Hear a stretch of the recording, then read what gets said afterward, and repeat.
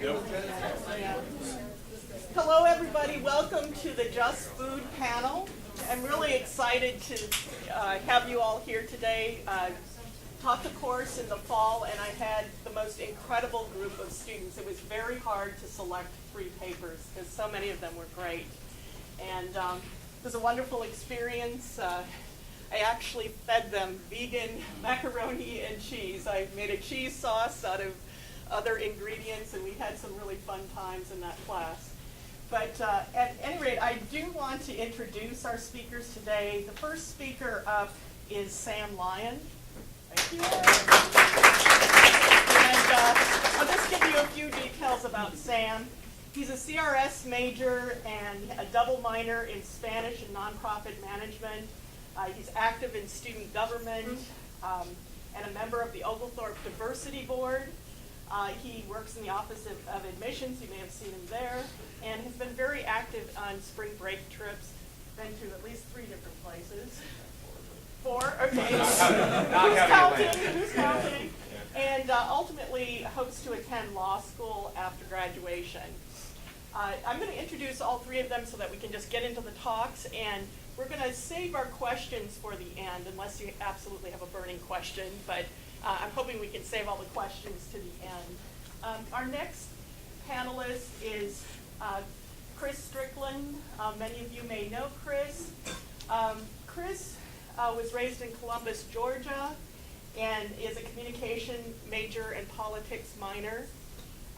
He is going to be applying for an MPA JD program upon graduation, and eventually hopes to run for office. That's definitely the plan we talked about almost from his very first semester here at Oglethorpe. And he is the founder of the Oglethorpe Diversity Board and a proud brother of Kappa Sigma. Okay? And then our last speaker is Alexis Shepard. Hi, Alexis. Okay. And she is a pre-law and engineering major from Boston, and is ultimately in pursuit of her PhD in sustainability. She has started taking more CRS courses, and we're glad to have her join our ranks. She's hanging out with us a lot more these days. And she is interested in understanding and providing adaptive, sustainable solutions to the dynamic socioeconomic issues facing the world today. So thank you all for being here. And our first talk is by Sam, Tentative Trials, Inroads into the Modern Food System. Thank you, Dr. Rosenthal. Chris, you going to be a prop for me? You want to go to the side? Okay. So good morning, everyone. Good morning. So just a brief overview of my presentation. We're going to go through the food system all the way from production, that being harvesting and planting, up until consumption, which is considered in this presentation the buying of the product. So as this was a rhetoric class, and not everybody in here is a rhetorician, I figured it'd be okay to go over a quick theory overview. A couple of the theories I'm going to be talking about today are Dramatism by Kenneth Burke. Burke is a really central theory towards food rhetoric, and overall has a lot of different tenets, including the dramatistic pentad, which adapts Aristotelian logic, but also he has the God and devil terms, which is what we're going to be looking at today. I also use standpoint theory, which focuses on marginalized groups, which is more used towards workers in this. Harding and Wood said that those in power shape the way others see the world, so that's what we're going to be focusing on with that. And then muted group theory, which identifies low power groups, and those in power have to change their language to match those in higher power. So as long as everybody understands those 3 theories and their basic tenets, we should be okay moving forward. So we start with food production. A lot of the food system, well, all of the food system really has to begin with the production of food, and that begins with planting and harvesting. So there's something in food rhetoric called the white farm imaginary, where all production and sales of food go through like either white salesmen in supermarkets or white salesmen in food courts or farmers markets. What isn't shown is that in the U.S., 75% of field workers are Hispanic, primarily Mexican, and they're paid an average of 6.76 an hour. The living wage in California, which is where most of these workers work, is $12.83 an hour. So as you can see, that's well below the living wage. But why is it well below the living wage? We looked a lot in the class about the agency that people have towards changing their status in society. And it turns out that immigrant workers don't have a lot of power in changing their plight. A couple reasons for this, including visa problems as well as deportation issues. The people who run the farms will hire migrant workers and promise them a higher wage, a living wage, normally around $10 an hour, but then pay them this, and when they complain, they'll just either call the police or revoke their visa, their worker visa. So workers are really afraid to argue their price. It's also because of the perception of farm workers. The idea of like Jose working the farm and like providing food for your family is something that's perpetuated not only through fast food corporations such as McDonald's and Burger King, but also supermarkets and advertising, as I'm sure Dr. Damari could tell you. So moving into the conception of food, this is what we call the white farm imaginary. It's a pretty good example of a farmer's market. And this is a theory that McCullen came up with. The theory states that we assume those who sell us the food also produce the food, but it's not the case, as we just saw. McCullen, who wrote a whole book about this idea, asserts that the symbols, narrative values, and institutions influence the public to believe that agriculture is built on a white family structure who work the land, and that Latino farmers are left primarily out of the discussion, which is a problem not only for the Latino workers, but also for us who perceive food differently than it actually is. According to the standpoint theory that we discussed previously, the Latino group is therefore marginalized and forced to not have a public voice in there. Not that they have to change their standpoint, but rather they don't have a standpoint whatsoever. There's a couple reasons why this continues to perpetuate, and one of those is corporate control. We're controlled by the food system is controlled by very few companies. And there's a few different things that this leads into. One of those is limited choice in food species,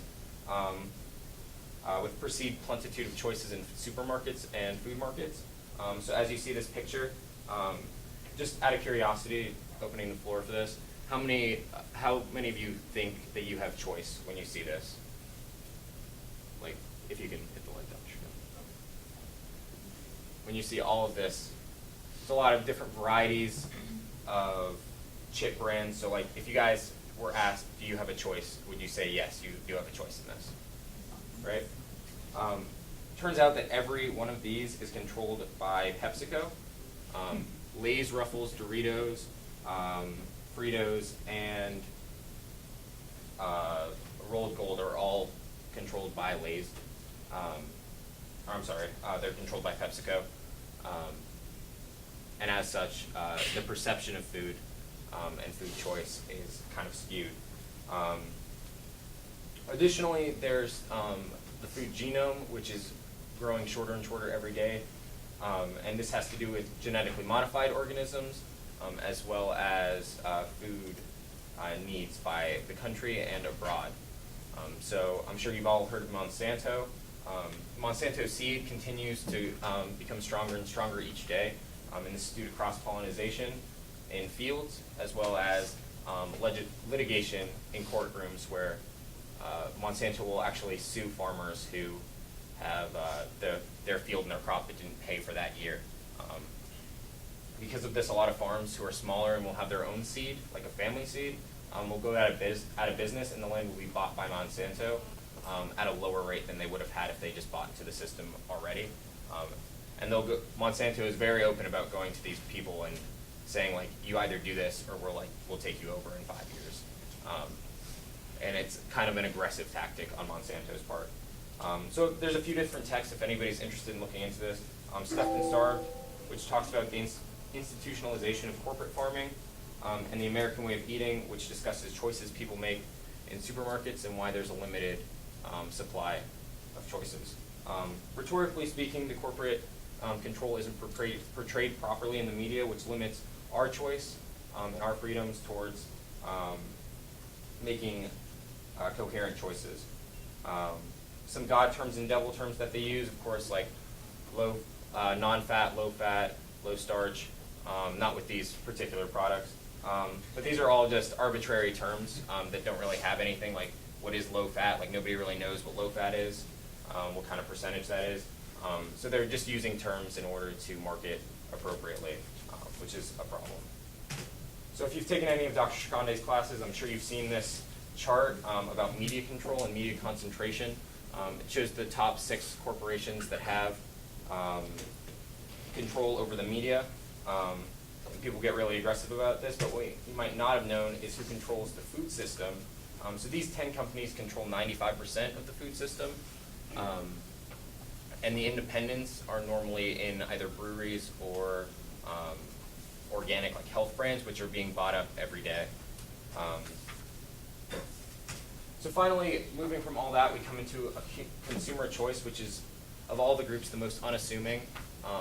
So factors that go into buying food from a consumer standpoint: convenience, economic situation, brand reputation, labeling, placement of supermarkets, and health benefits. But of all of these, the most controlled is the economic situation by corporations. So corporations will place supermarkets within certain cities, and within these cities, they'll have them in high-income areas, so low-income people will have to buy food from liquor stores and gas stations, and that's their only way to buy food. And Detroit is a really good example of this. I think within the city limit of Detroit, there's only one supermarket in the wealthiest part of town. And because of this, people are forced to buy unhealthy foods like chips and soft drinks, which perpetuates the problem. There's a really good book that talks about this by Michael Moss called Salt, Sugar, Fat, and talks about the addiction that corporations will put towards salt, sugar, and fat, and how each of those affect us biologically, psychologically, and how we have a craving for them.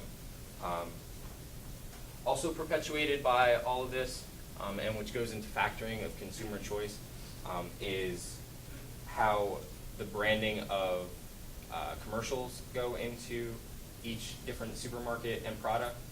So normally we see men as helpless to cook, women who are the primary caregivers and will do all the shopping and whatnot. If the men are doing the shopping, they're normally clueless in doing so. And this is a problem because more and more women are working each year, and as a whole, it's a different issue, but more women are working. But they still want to provide that family meal for their families, and as such, the fast food corporations as well as supermarkets have started selling slow food, which is an interesting concept in and of itself. But if you think of rotisserie chicken and the little boxes you can get at Publix or Kroger, which are meant to provide a simulated home experience. So moving on to advocacy, how can we change any of this from the farm worker not getting paid to us not having freedom of choice? What are the inroads into the tentative trials of the food system? There are labeling laws. Proposition 37 was just shot down, which prevented GMOs from being labeled on food products.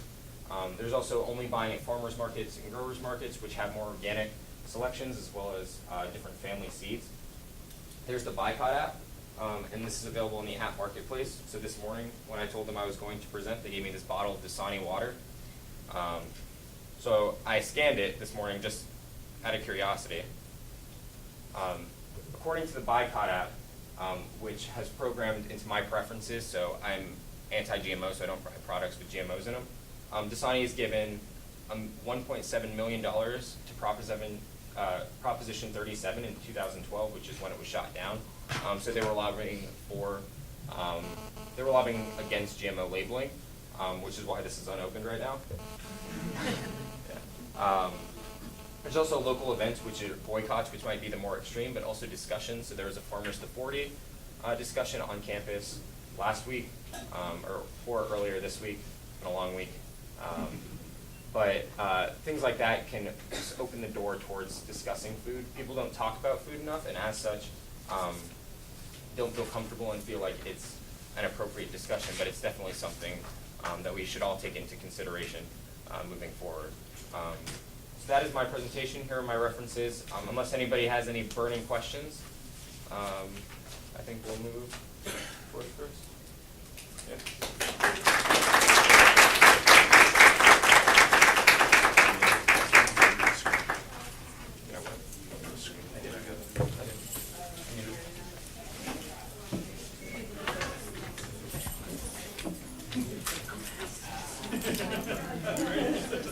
By the way, this class is going to be offered in the fall. If anybody wants to take the class, might as well sell, given that I have such a captive audience here.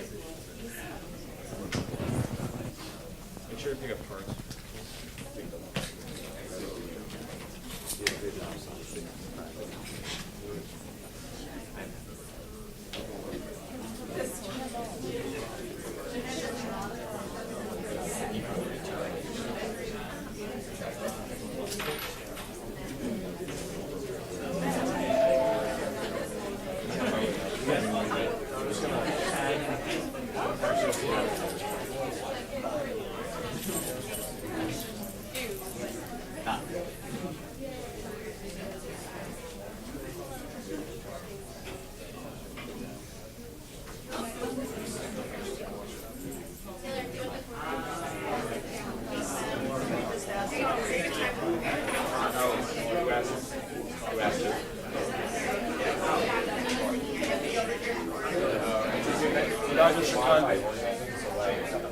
Programming like corn to be bigger. It's like one of the most common examples for ethanol and other things you buy it, importing it.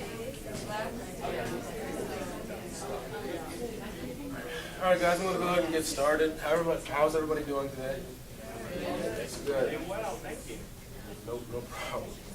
So my presentation is entitled Food Class Genocide, How the Food Industry Maims the Impoverished. I kind of take a lot of what Sam discusses and puts it into a political type context. And dubbing something a genocide is usually a pretty steep statement, but I hope, I know after I present that you'll kind of get a feel for it. So look to the glistening golden arches of a McDonald's restaurant sign and you may get caught up in the glamorous refulgence that means to symbolize healthy and fast food choices for you and your family. Go to your nearest public supermarket and stare in awe at how ravishing the shining apples look, sitting atop their mousy brown cardboard, and choose the shiniest one, knowing deep down it has to be the healthiest, so shiny. Listen to the eloquent rants of Monsanto and buy into their claim that genetically modified seeds are the stepping stone into an era of global sustainability. And as you are deafened more and more by the sensationalist media boasting positive American food values and capitalistic freedom, realize that in the foreground is the silent jingle of rusty shackles and the groan of a middle and lower class citizen who has been forced to sell their health for corporate success, as he or she is led to a smoke chamber labeled poverty and terminal health conditions. To avoid this new age class genocide fueled by corporate conglomerates working toward a profit motive and trampling over your health, you must lift the shroud that has been draped over your eyes and educate yourself on the reality. My presentation will amplify the song of these chains with the help of scholars such as Raj Patel, Michael Moss, and Tracy McMillan. I will first paint a picture of the history of the struggle between the powerful and the powerless through the lens of Marx and Engels in their prophetic Communist Manifesto. Then, through the writings of Michael Moss and Tracy McMillan, I will show how this fight is being waged today, with the upper class having an upper hand with its claim on the market and our taste buds. Finally, I will move to the repercussions of this long-lasting battle in the realm of food, namely what is to be known as a food-oriented class genocide, including who are the players in the process of the genocide, the victims, the effects, and how we can begin to take a stand and move toward the future. So, I dubbed the genocide. This is a picture of Raphael Lemkin. He was a Jewish international author and lawyer and creator of the term genocide. So dubbing food inequality is a progression into a food class genocide. Raphael Lemkin a Jewish lawyer who coined the term genocide while working to indict Nazi Germany for crimes against humanity, defines genocide as such. Generally speaking, genocide does not necessarily mean the immediate destruction of a nation, except when accomplished by mass killings of all members of a nation. It is intended rather to signify a coordinated plan of different actions aiming at the destruction of essential foundations of life of national groups, with the aim of annihilating the groups themselves. The objectives of such a plan would be the disintegration of the political and social institutions of culture, language, national feelings, religion, and the economic existence of national groups, and the destruction of the personal security, liberty, health, dignity, and even the lives of the individuals belonging to such groups. It is through food, as my premise follows, that the food industry elicits a genocide in the middle, lower, and poor economic classes in the U.S. and even abroad. It penetrates your health, grabs it by the core, and milks it of its beneficiary aspects so that the industry can gain a profit. As a result, an entire class of people who can't afford to shun the food industry are slowly left to die as they ingest overly processed food products. So, a premise of transcendence. A genocide cannot be empowered without immense political might. In modern day America, there exists behind every grocery aisle and massive meat packaging freezer an epic as timeless as history itself. It is a story of a bloody struggle between the have and the have-nots, the upper echelon and the lower tax bracket, the producers and the consumers. The prophets Karl Marx and Frederick Engels have predicted in their piece, The Communist Manifesto, such a struggle would last well past their days, giving the opposing sides the labels bourgeoisie and the proletariat. In the food industry, one can get a front row seat of this battle between the industrial powerhouse and the often ignorant but slowly rising proletariat. According to these two philosophers, the history of all existing society is the history of class struggles. Much like today, they go on to say that the working class, proletariat, are fighting in the class struggle against the owners of the means of production, the bourgeoisie. And that past class struggle ended either with a revolution that restructured society or a redoubled effort of the bourgeoisie to re-solidify its dominance. Put major food corporations in the place of the bourgeoisie and the lower, middle, and lower class in the shoes of the proletariat, and what is seen is an eerie similarity between a text written almost 200 years ago and the way in which McDonald's, with its cartoon campaigning and its low prices, gets you to religiously consume its products. In Raj Patel's Stuffed and Starved, The Hidden Battle for the World Food System, we see the nucleus of food production firmly in the hands of a few food corporations, with the fate of our nutrition at the hands of a quick processing scheme. In his words, as far as power is concerned, the bottleneck is the central clue. Somehow, we've ended up at a world with a few corporate buyers and sellers. The process of shipping, processing, and trucking food across distances demands a great deal of capital. You need to be rich to play this game. And when the number of companies controlling the gateways from farmers to consumers is small, this gives them market power both over the people who grow and the people who eat. In Moss's Salt, Sugar, and Fat, we see how corporations pervade our taste buds by brainwashing our minds into believing that the chemicals in processed foods are actually packed with nutrition. Moss, he explores this idea of industrial chemical warfare in Salt, Sugar, Fat. With the careful synthesis of the three, salt, sugar, and fat, which has been used since the birth of food processing as a means to get consumers to consume until they cannot consume anymore. As Moss contends, in each and every snack we partake in and deem the most delicious, there exists compounds such as salt, which was processed in dozens of ways to maximize the jolt that taste buds would feel with the very first bite. They had the fats, which delivered the biggest loads of calories and worked more subtly in inducing people to overeat. And they had sugar, whose raw power in exciting the mind made it perhaps the most formidable ingredient of all. Performing countless experiments and taste tests, food corporations have finally found the key to our stomachs, our brains.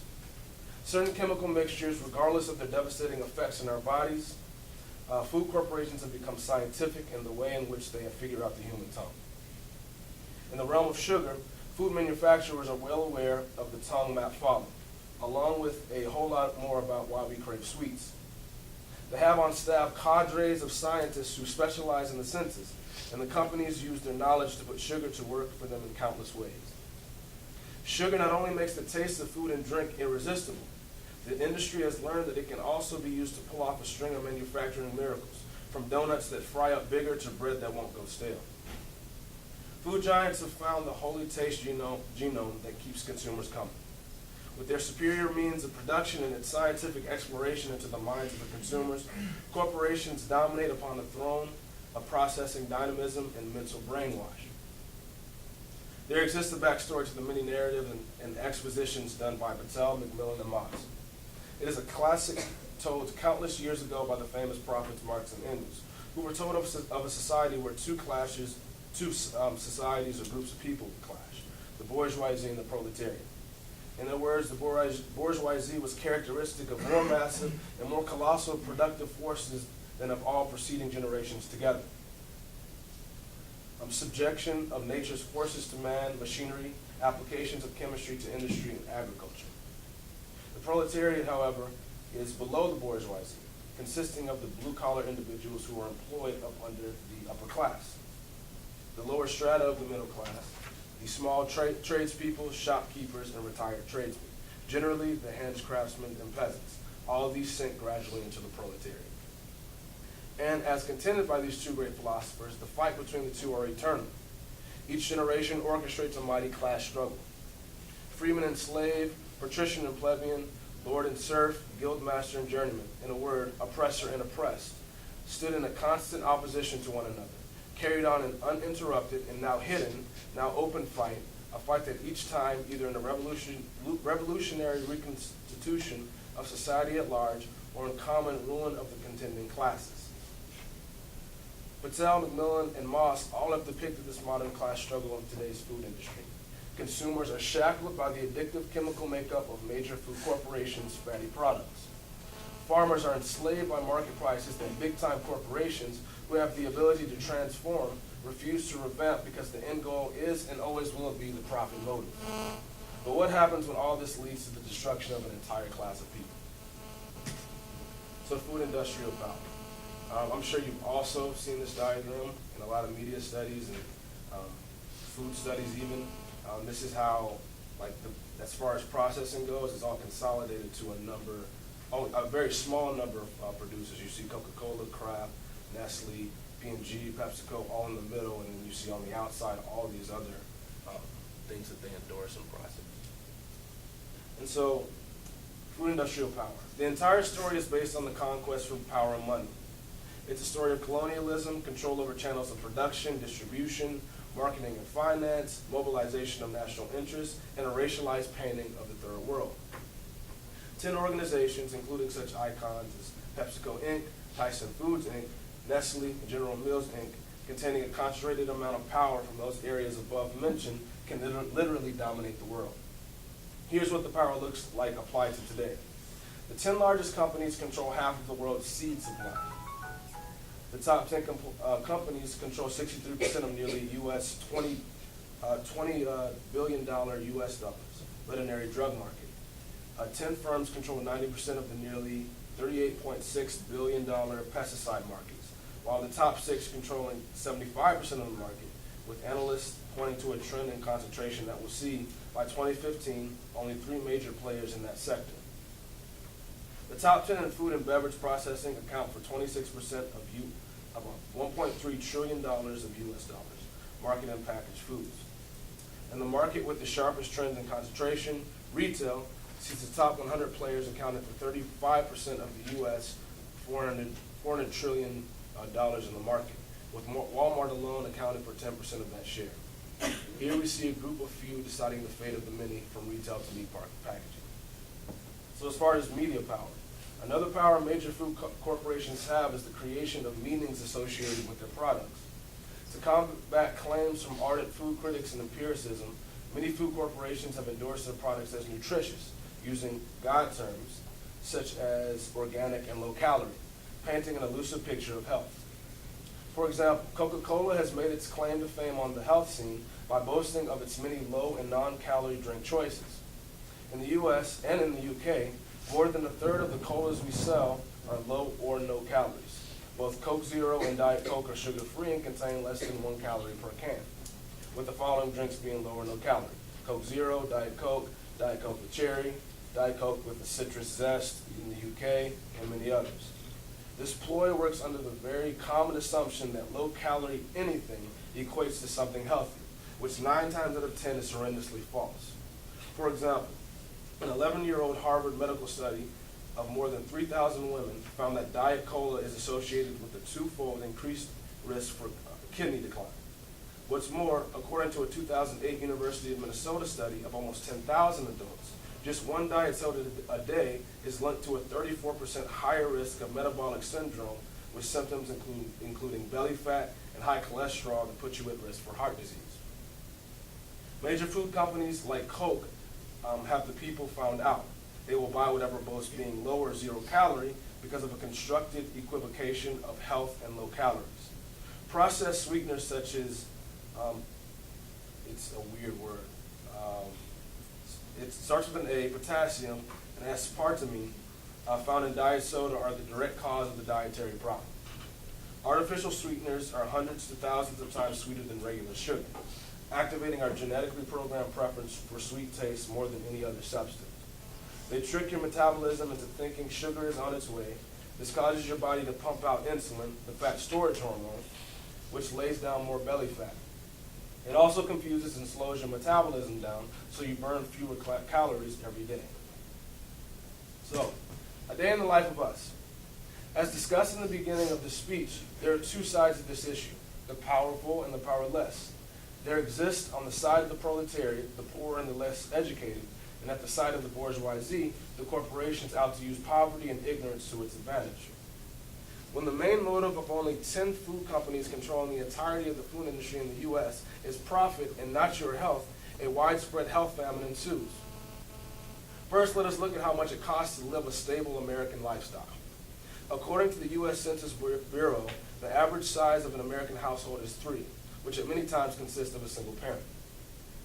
According to the Poverty Project's living wage calculator, the living wage for a standard American household living in Fulton County, Georgia, is $22.63 per hour.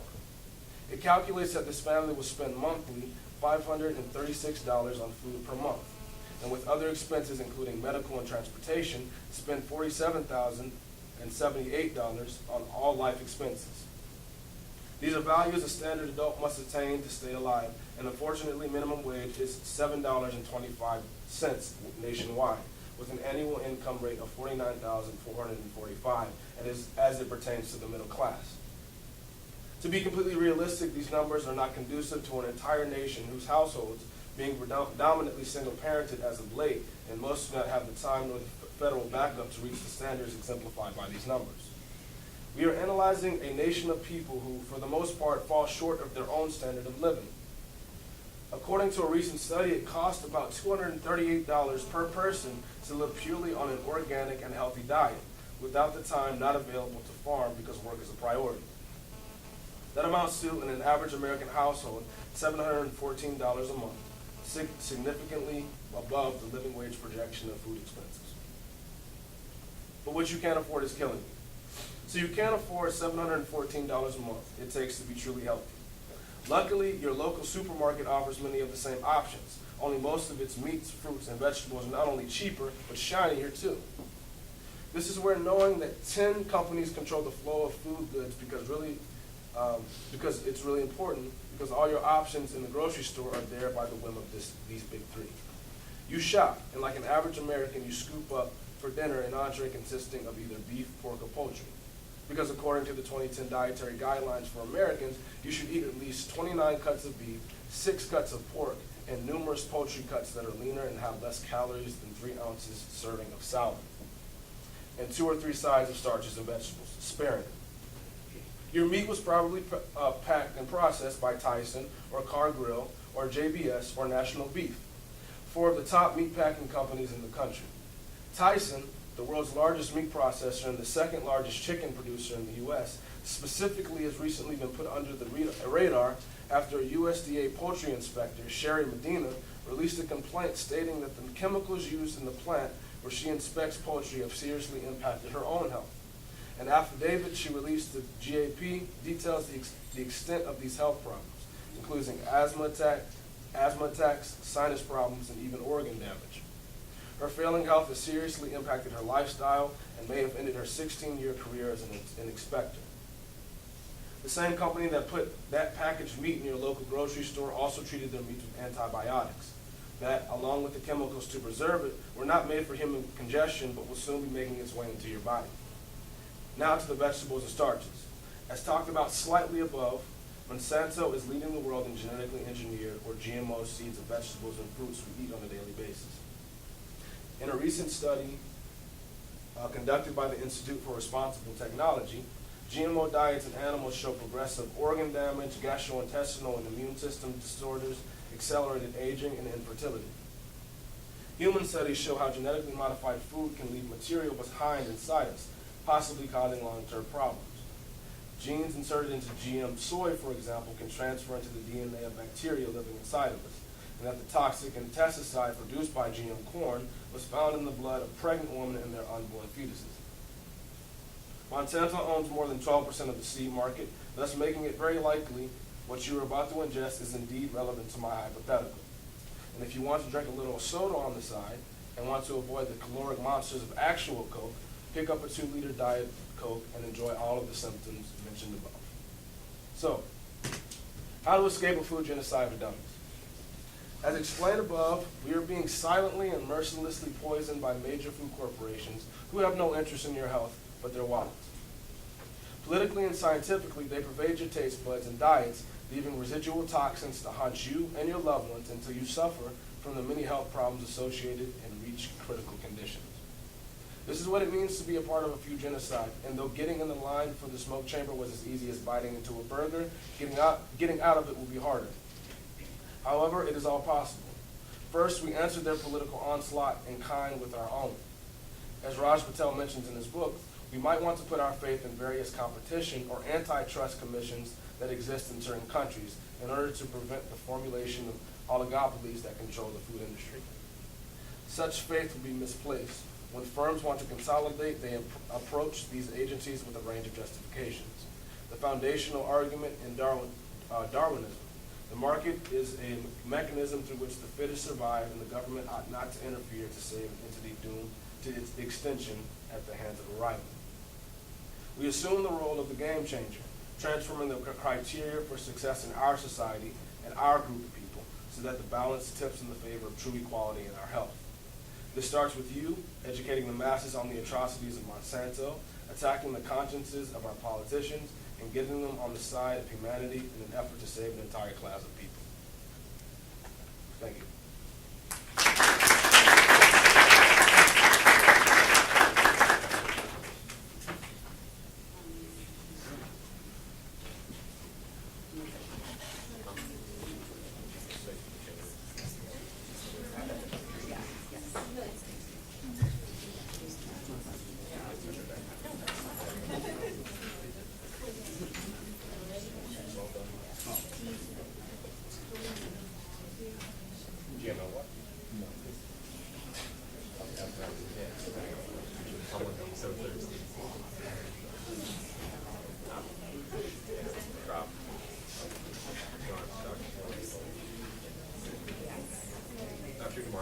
Can you hit the lights, please? Thank you. Hello, everyone. Taking this course last semester, Dr. Rosenthal began by bringing it close to home because I think a lot of times when we think about people being hungry and these sort of larger issues of food insecurities, we think about them being in other countries. But she brought it close to home immediately by asking us how we define comfort food and what is comfort food to us, so that we could start to understand how the relationship between food and our identities is constructed. So the problem, the real reason why we were addressing food insecurity and food politics is because there's a problem with hunger around the world. Every day, 1 in 6 people goes to bed hungry. And again, this is sort of one of those overwhelming statistics that we hear that kind of seems to still be at a distance from us. If you take a look at some of our statistics for here in America, we don't think that we have a problem. Our per capita food production has steadily increased, as has our income. So why would we have a problem with hunger? There are these efforts around the world to reduce the issue of poverty and hunger, and despite all of these overwhelming statistics, again, it still just sort of seems like a distant issue. But we do have a right to food, and it's not just the right to eat or to feed yourself. We have the right to adequate, accessible, available food. We have the right to have regular, permanent, and unrestricted access, either directly or by means of financial purchases, to quantitatively and qualitatively adequate and sufficient food. And I'm going to talk a lot about what that means, what adequate, sufficient, and accessible actually means. Availability of food, it's here on the screen, you can read that, but there's also, it needs to be healthy food. You know, being able to go just to the grocery store and pick up food doesn't mean that your right to food is being met, because if it's not healthy food that's available, if it's food that's or organic food, if it's food that's filled with GMOs or whatever the like, it's still going to be a problem. This map was really telling for me, because this world map is showing the food, like the laws associated with food around the world. The purple, you can see, those are all countries that are involved in adopting a draft work, so they're on their way there. And then as it sort of increases, you can see that America here has no color, because we have no known right to foods in our, like, formally declared. Again, we don't really see our access to food as a problem. We see it as more of a issue of income or laziness, or we put a lot of the blame on victims as opposed to seeing hungry people or malnourished people in our own country as victims of the system. One of the books that we read was Raj Patel's Substance Starved, as Sam and Chris mentioned, I think. And this sort of highlights more of the problem as well, because while we're getting richer, while we're getting richer and producing more food, people are still growing more and more hungry. And that was a concept that we couldn't quite understand, and Raj Patel really made that clear to us, that it's a symptom of not just poor, impoverished countries, but also some of the nation's richest countries like our own. We have problems with obesity, we have problems with children dying because food corporations are more interested in what will help them get money as opposed to what will help us get healthy.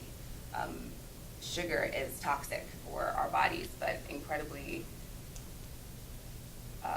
income producing for the corporations. So we don't see it as much of a problem, because our economic system has been studied from a place of scarcity as opposed to abundance, which is where we're currently at. You know, we are not.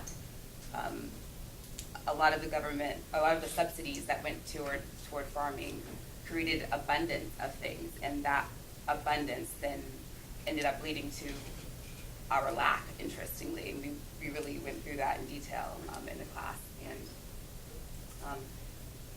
I wanted to talk about our right to freedom, because I began to ask myself, how free are we when our taste buds are scientifically studied, and then our preferences are analytically determined and by race and culture?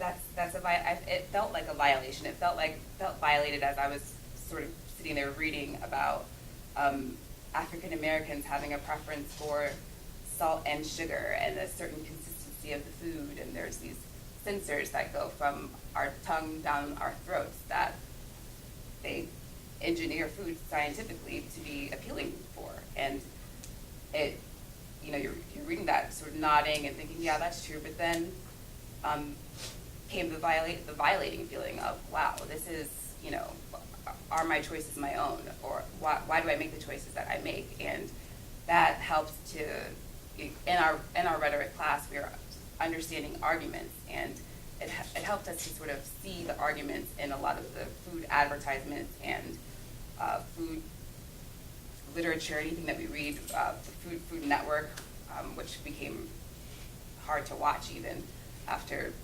learning as much as we did, about how just how much they know and how they're using what they know to sort of commoditize our generation particularly. We are the largest generation America's ever seen. I think it's natural at OU to start thinking, what will a history book say about us, about our generation, as we're sort of critiquing so much about history ourselves. And it's like, I fear that people will say, how could that generation do so little with so much? Because we do have an abundance of everything, but the main problem is that we waste it. There's 23 million people who go hungry in America, and what we waste in food could very well feed the people who are hungry. And that statistic was brought up a lot in Stuffed and Starved, and that sort of dynamic there, and it's almost embarrassing. This is sort of detailing what I was just saying, that the 25 million people who go hungry could be fed if we were to reduce food waste by just 15%.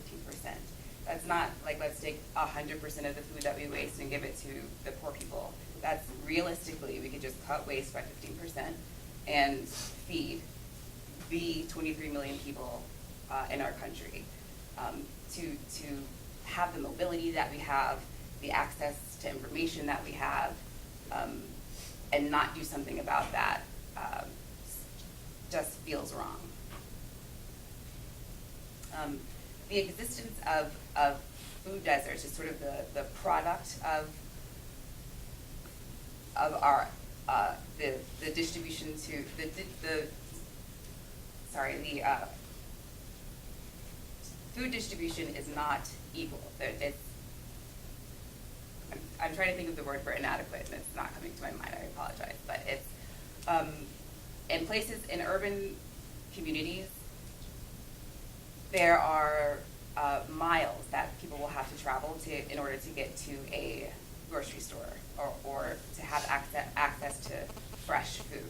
And a lot of people, we ask ourselves why people are obese, or why is this in urban neighborhoods? And if you're, wanting to feed an entire family, you could pay $5 for a salad or $1 for a burger, and a lot of times that decision gets made towards the less healthy side, and then we call that laziness, or just put a lot of shame on the families that are making that decision, when literally the food is not available.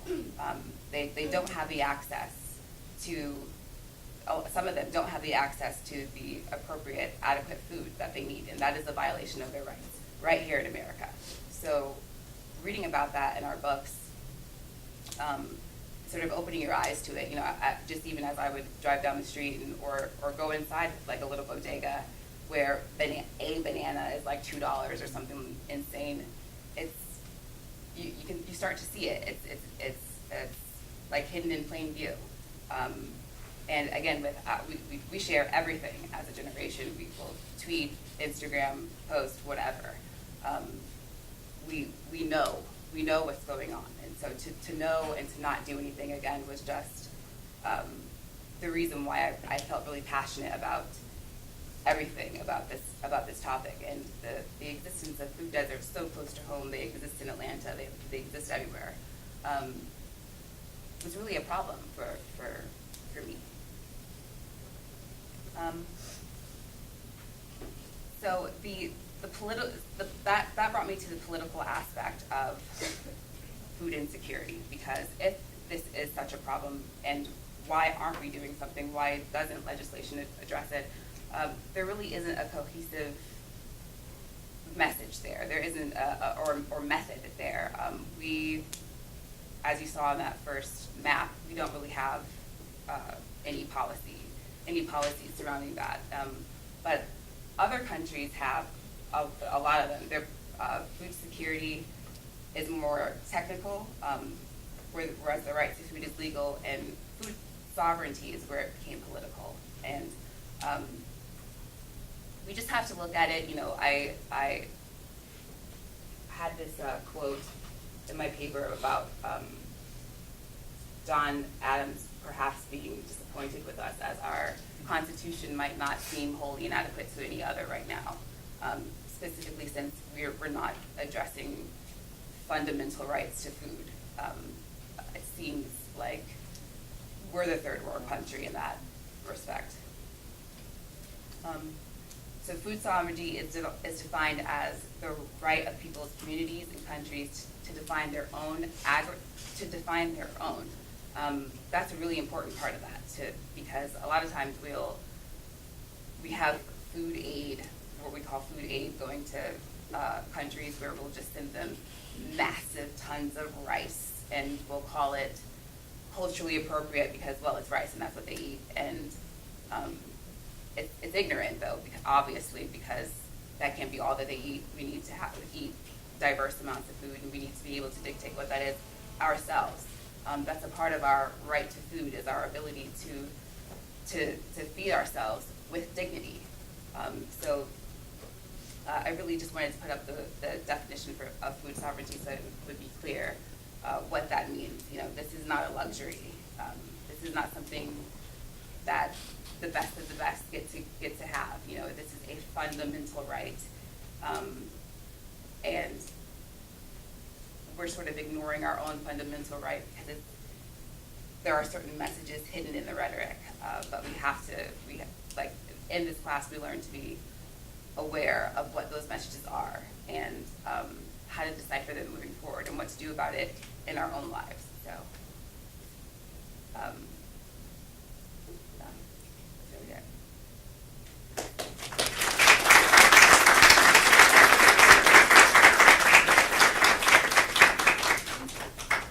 So we have 20 minutes for questions, if anybody has questions. My question's for Chris. Do you describe like what the food companies are doing as like a genocide, and you like acknowledge that's like a really strong word? And to my understanding, genocide is the intentional destruction of people. So do you think that the companies are intentionally doing it, or do they just see it as like a means to like a profitable end? I think that, because I took it more as like taking advantage of like a specific maybe cultural group or political group or economic group for the sake of like their own benefit. And so seeing it from that, and the way that you process food, and the way that it's easier to just process it just because you make more money. Like it's cheaper to sell processed food because the production is like just cheaper to do. And so in the process of processing it, of course, it's less healthy. And so you're robbing the populace of consumers from the health just because it's cheap. And so because you have such a high amount of people who are suffering from like obesity and heart disease in this day and age, and I mean the people, like the food industry, the industrial like corporations know this. They see the statistics just as well as we do, even if they continue to do it. And so it's I don't think it may be intentional, but it is a known thing that they do and commit. So I guess that's my two The cents. intentionality could be connected to the engineering part of it. Correct. Just because when I discuss the salt, sugar, and fat aspect, they don't engineer it so that it's nutritious to your body. They engineer it so that it's addictive, so that you can continue to buy it, irregardless of what kind of health benefit you get. And so it's all about profit margin. I have a question for Nancy. Do you think in the near future that we will get eradication policies that will lean towards helping the common people with this food problem? The near future might be a stretch. I think that there's there's a debate right now about, you know, like, they'd like to convince us that we can use the fast food system that we have in place right now to deliver healthy food to people because, well, they're everywhere and we can't put organic farms on every block. But I mean, if we can put McDonald's on every block, we can also put farms everywhere. And McDonald's is not ever going to be more concerned about our health than their pockets. So I don't, that's the reason that I don't think a answer is going to be available soon. It's particularly if we're leaning in that direction. I think it's going to be something that we have to take reins of ourselves, and it's one of those things that communities have to demand. They love to say, in all of the documentaries that we would watch, they would constantly repeat that if the market were demanding organic food, that's what we would produce. You know, every big CEO of any food corporation were like, well, if that's what they wanted, that's what I do. As if we just want to have like the toxins in our bodies. So in order to demand that, we're going to have to take it upon ourselves so that they feel that pinch financially, which causes them to make changes.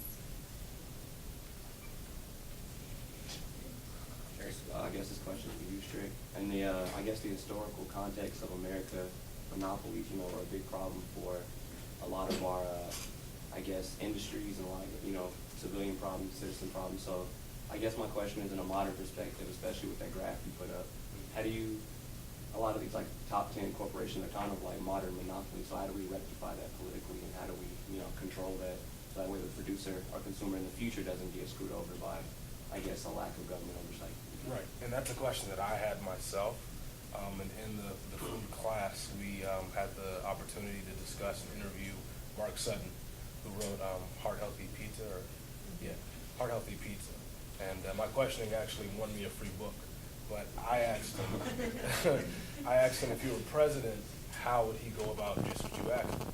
And he said he would enforce policy that would break up these consolidations. As far as when I showed you the graph, there's only a number of corporations that mass produce them. He's saying break that up, and then also have more like bureaucratic type, like kind of like how the FDA works. Have more of those and have more oversight over all the consolidations once you break them up, so that not only do you have more people producing stuff, but you have institutions in place to monitor each and every one of these broken up consolidations. I agree with it. Garrett? As much kind of for all three of you guys, but a lot of the focus is on giant corporations and their control of the market, which is obviously kind of the biggest factor in the problems.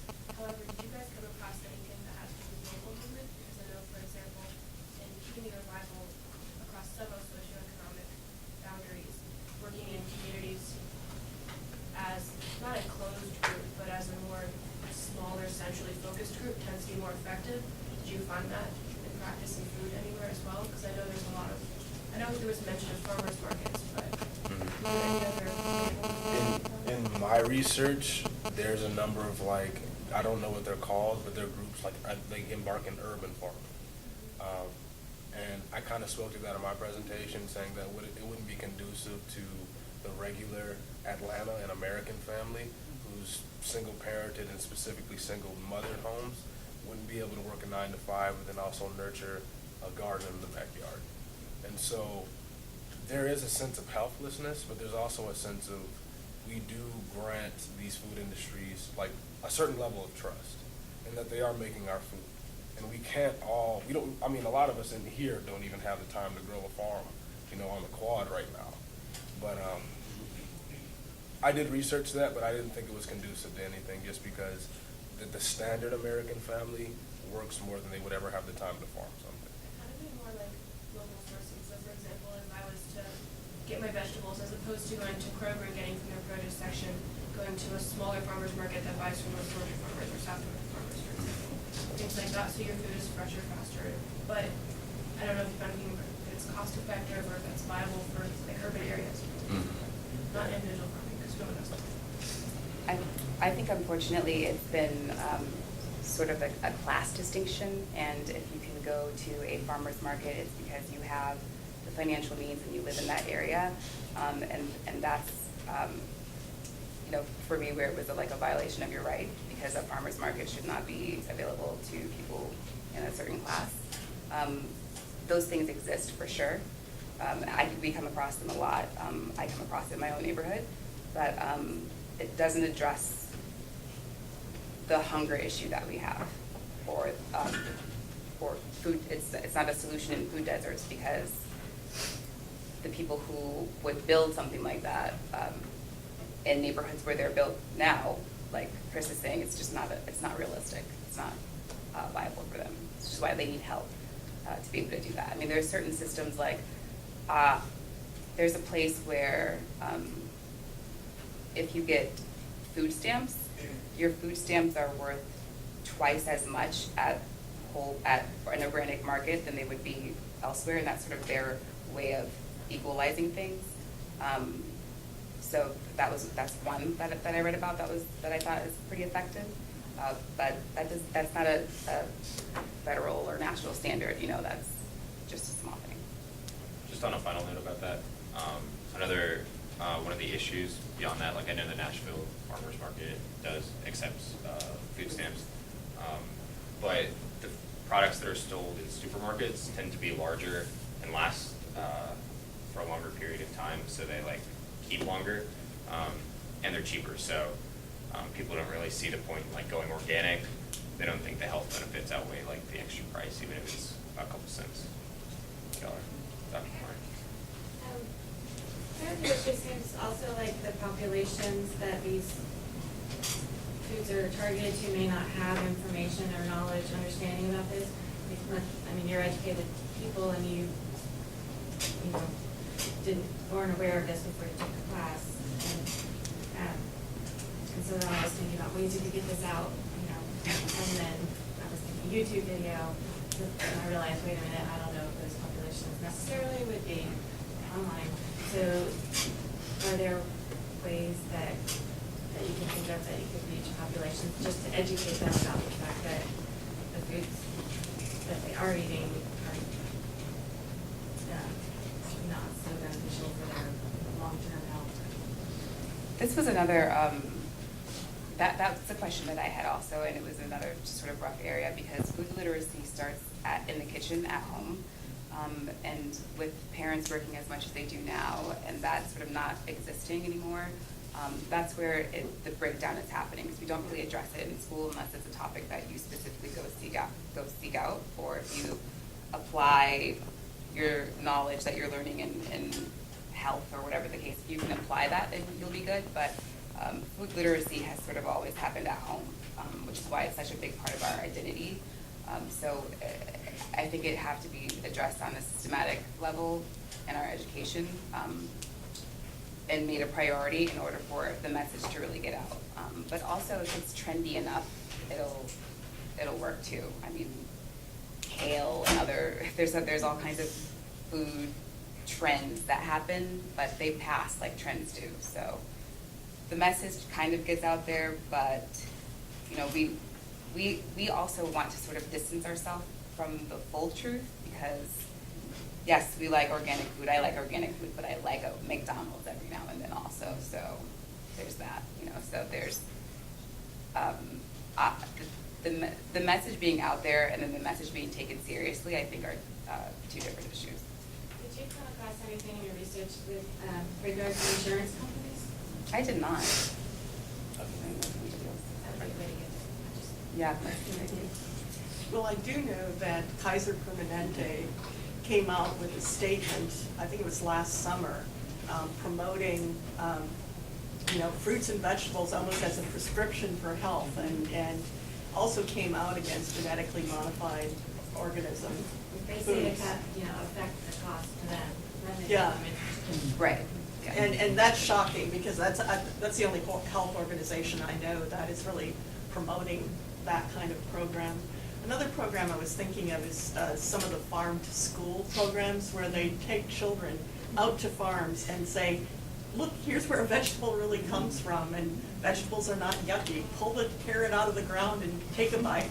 Isn't that sweet? And it's a shocking reality for some children, that they've only seen perhaps canned vegetables. And So I think that's a viable alternative, is to really show kids where food comes from and even involve them in preparation of food.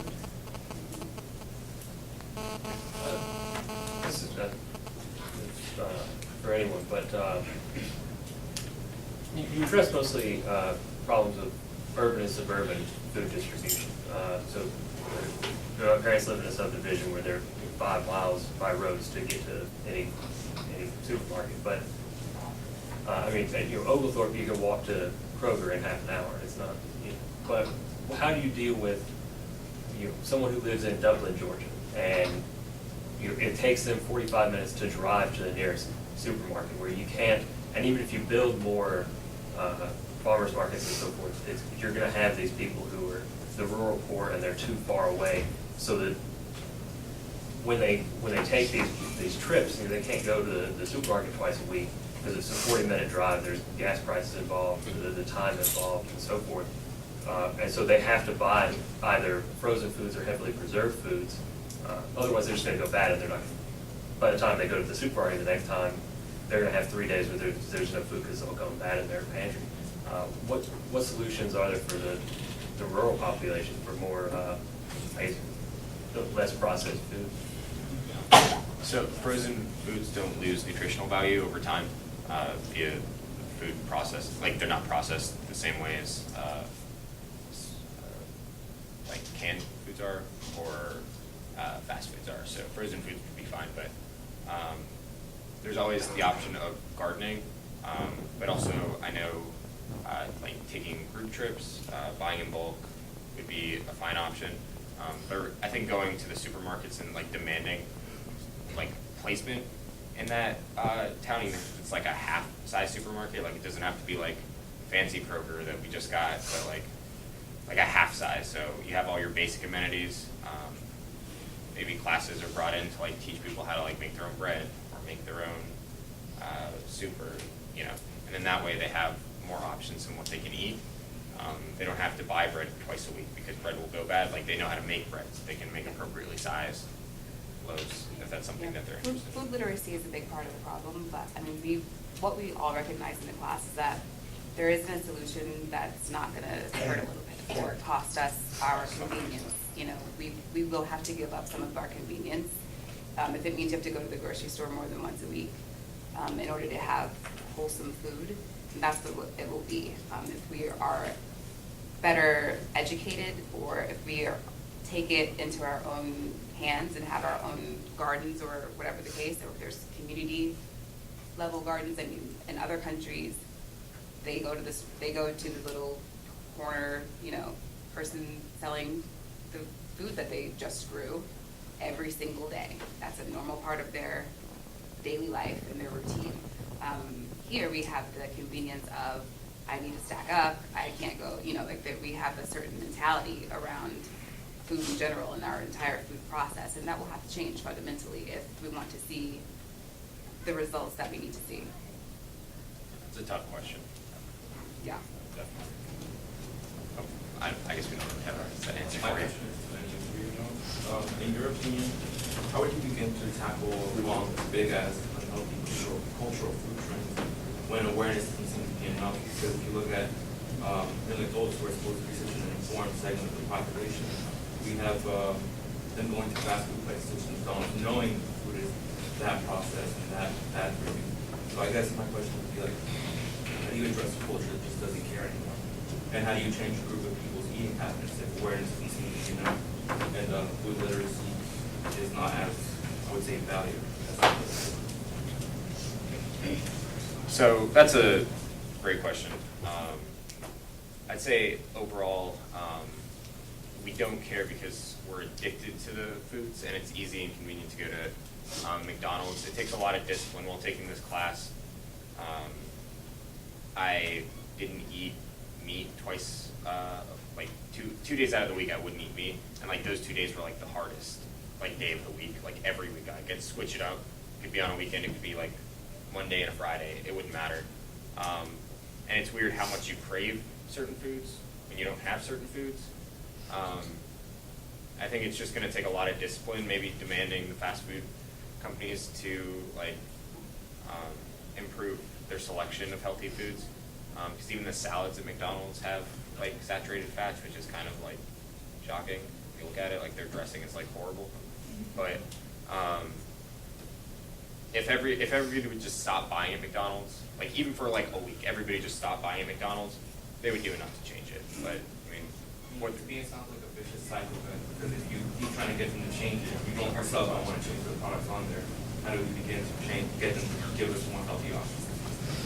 Well, I mean, I think I might disagree that we don't care. I don't think that anyone is sort of like, I'm gonna go to McDonald's because I don't care about the fact that there is I'm unaffected by these set of facts. I think that we are addicted to convenience and to the point where it becomes a necessity. And because there aren't readily available solutions, we do what we need to do and keep moving.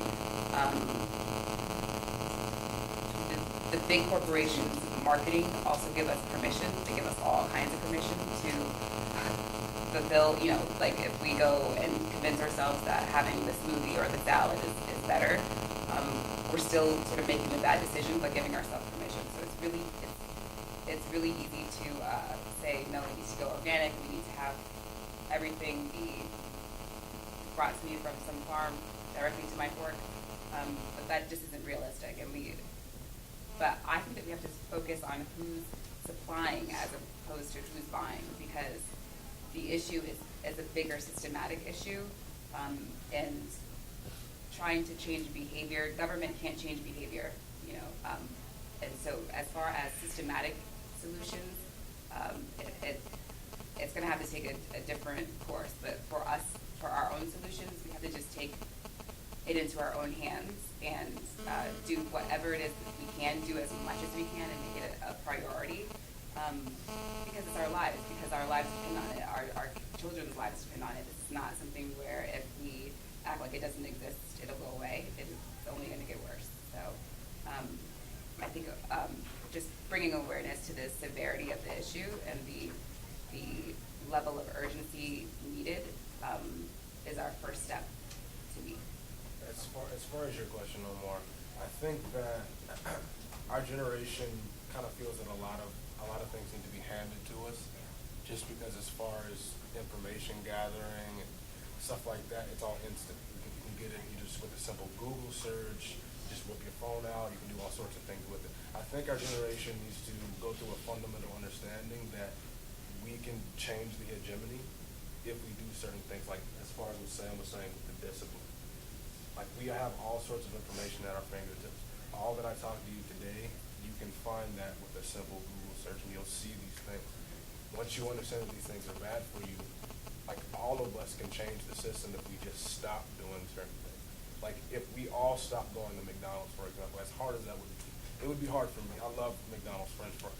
But if you were just to stop doing it, that would ruin McDonald's, like, profit margin. They'd realize, okay, wait, we need to change some things up. What's appealing to these guys? If they want health, I guess we're gonna have to change the health makeup. Because I know a lot of us recently, we experienced McDonald's like dumbing down the caloric content of their food, but not necessarily the nutritional value. And that was because as I was talking about with Coke's new trend, low calories equals health. And so when we responded to that and we boycotted McDonald's, for the most part, they dubbed down the caloric content.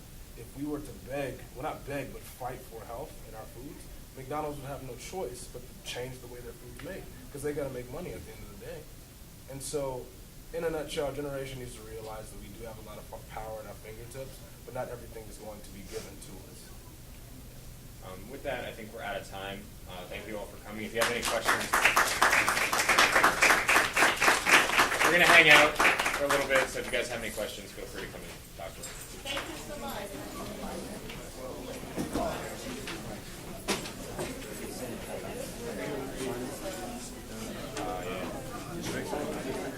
Yeah, what are we talking about?